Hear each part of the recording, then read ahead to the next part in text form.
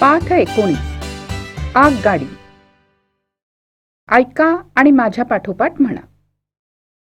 झुकझुक गाडी घरांची माळ, चालती फिरती अजब चाळ. झुकझुक गाडी घरांची माळ, चालती फिरती अजब चाळ. मुलांनो, कवीला काय वाटतंय माहितीये की ही जी झुकझुक गाडी आहे त्या गाडीचा एक एक डब्बा म्हणजे एक एक घर आहे. अशी एकसारखी असलेली खूप घरं याला चाळ असं म्हणतात.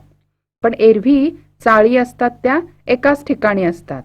पण ही मात्र अजब म्हणजे फारच मज्जेदार चाळ आहे, कारण ही चालती फिरती चाळ आहे. धावत जाते गावोगाव, हुंदडत फिरते गावनगाव. धावत जाते गावोगाव, हुंदडत फिरते गावनगाव.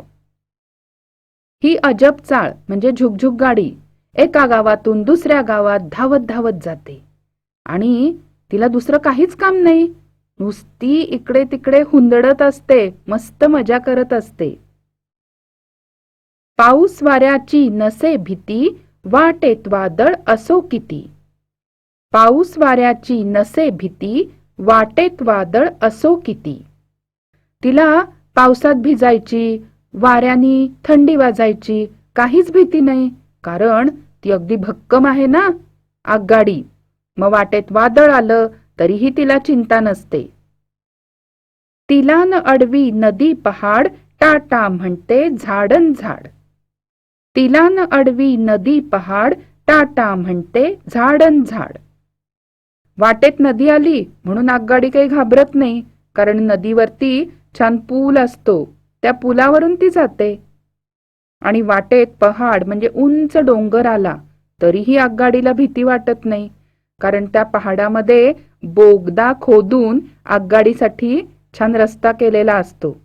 म्हणून काय, आगगाडी नदी आली तरी धावते, पहाड आला तरी धावतच सुटते. आणि ती आगगाडी जशी जशी पुढे जाते तशी आपल्याला गाडीत बसणाऱ्या लोकांना झाडं मागं मागं जातायत असं वाटतं.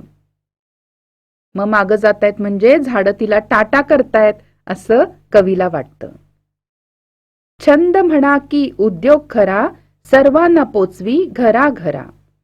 छंद म्हणा की उद्योग खरा, सर्वांना पोचवी घराघरा. आता हा आगगाडीचा छंद आहे की हे तिचं कामच आहे ते काही आम्हाला माहिती नाही, परंतु ती त्यात बसलेल्या सगळ्या माणसांना व्यवस्थित त्यांच्या घरापर्यंत पोचवते. आता यानंतर प्रश्नांची उत्तरे सांगा. आगगाडीला घरांची माळ का म्हटले आहे? आगगाडीला खूप डबे असतात म्हणून आगगाडीला घरांची माळ म्हटले आहे. आगगाडी कोठे जाते? आगगाडी गावागावात जाते. आगगाडी कशाला भीत नाही? आगगाडी पाऊस, वारा, वादळ यांना भीत नाही.